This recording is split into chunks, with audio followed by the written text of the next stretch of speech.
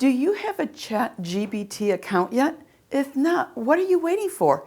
It's like having a robot butler, but without the awkward small talk. Speaking of technology, at Maine Home Connection, we've been using artificial intelligence for over a year now. Our home valuation algorithm is like having an Android appraiser, but without the machine uprising. Despite the success of our AI technology, we often get asked whether robots will replace real estate agents and what that means for the industry. While it's not a matter of if, but when, the reality may be different from what we expect.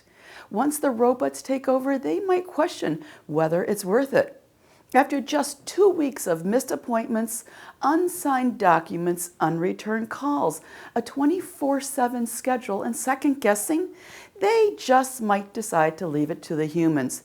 They will no doubt stick to writing college essays, creating screenplays, and developing plans to implement Skynet.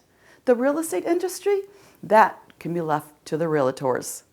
In today's market, pricing a property is part science, part experience, and part art. It's like trying to bake a cake, but with more math.